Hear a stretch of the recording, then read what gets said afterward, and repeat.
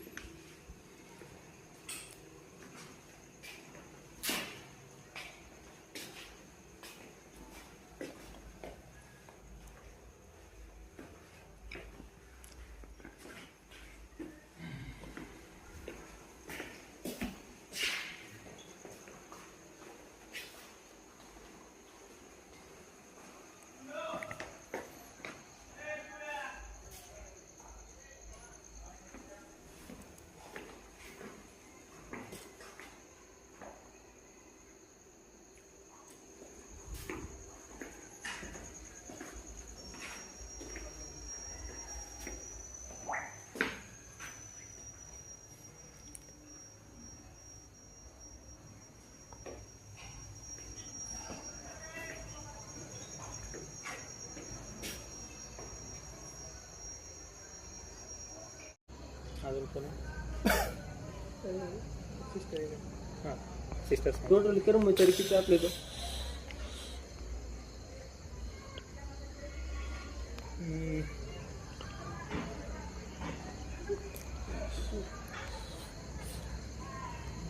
म्हणजे तुम्हाला कर्मचारी किती आहेत ते पण माहित नाही का?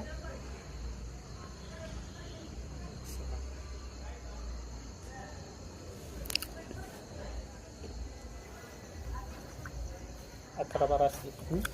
12 कर्मचाऱ्यापैकी उपस्थित किती आहेत आता? मुख्यालयी राहणारे सध्या उपस्थित किती आहेत इथे कर्मचारी?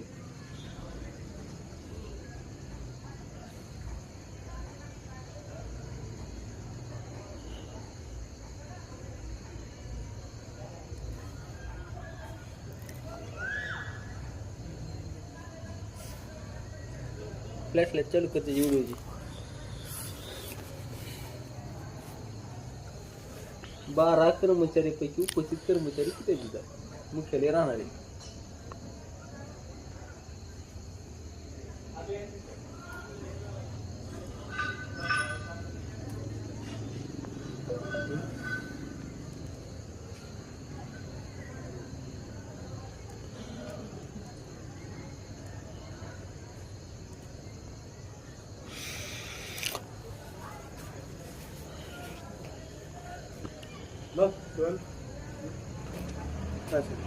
कर्मचारी टोटल येते किती दवाखान्यामध्ये आणि सध्या उपस्थित किती येते आता होय सर विचार लागले सर काय बोलणं गेले ते आपण ड्रायव्हर बरोबर मी ड्रायव्हर मला माहित आहे पण सरला विचारायला लागले सर काय बोलणं गेले ते तर किती आहेत कर्मचारी उपस्थित तिथं मुख्यालय राहणारे कर्मचारी किती आहेत ते सध्या? मी पूर्ण सगळ्याला क्वार्टर्स नाही. हा सगळ्याला क्वार्टर्स नाही आहेत. क्वार्टर्स नसल्या तरी पण त्यांना इथं राहणं बंधनकारक आहे. भाडं खोली करून तुम्हाला शासन पगार देते. भाड्याचं आपलं तुम्हाला राहण्याचं भाडं देते शासन. देते का नाही?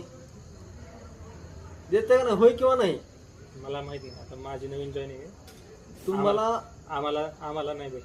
आम्हाला क्वार्टर्स असते त्याच्यामुळे आम्हाला भाडं भेटत नाही. बरोबर म्हणजे तुम्हाला थोडक्यात माहिती नाही. बरं सध्या उपस्थित कर्मचारी किती आहेत तिथं? सांगितले किती? किती 2 सिस्टर आहेत, अमोल आहेत, ती आहेत, मॅडम आहेत, मी आहे. किती पण टोटल कर्मचारी उपस्थित? 12 कर्मचाऱ्यापैकी किती कर्मचारी उपस्थित आहेत तिथं? 6 आहे ती 6. 6. 12 कर्मचाऱ्यापैकी फक्त 6 कर्मचारी उपस्थित आहेत सध्या. आणि ते 6 आहेत की 6 त्यांची नमस्कार, मी शिवानंद डोरमाने, समुद्राणी बनसे, तालुका सचिव धाराशिव. मी प्राथमिक आरोग्य केंद्र समुद्राणीमध्ये वैद्यकीय आरोग्य अधिकारी व कर्मचारी मुख्यालय राहत नसल्याबाबत तक्रार दिली होती. त्याबद्दल आपले आरोग्य अधिकारी साहेब गिरी साहेब यांनी माझ्या परस्पर तक्रारदार मी असताना मला न बोलवता माझ्या परस्पर बोगस चौकशी करून त्यांनी चुकीचा अहवाल सादर केलेला. काल रात्री मी 18 मार्च रोजी चौकशीसाठी गेला असता प्राथमिक आरोग्य केंद्र येथे चौकशीसाठी गेला असताना मला तिथे कर्मचारी व अधिकारी 12 कर्मचारीपैकी फक्त 2 जण तिथं उपस्थित होते आणि सदरील डॉक्टरला विचारणा केल्या असता त्यांनी काय उत्तर दिले नाही. ॲम्ब्युलन्स ड्रायव्हर तेथील पठाण साहेब यांनी 6 कर्मचारी उपस्थित आहेत असं मला सांगितलं.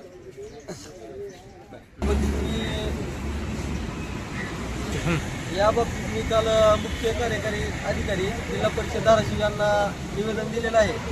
सदरील प्रकरणाची फेर चौकशी करण्यात यावी व दोषीवर गुन्हे दाखल करण्यात यावे किंवा कारवाई करण्यात यावी.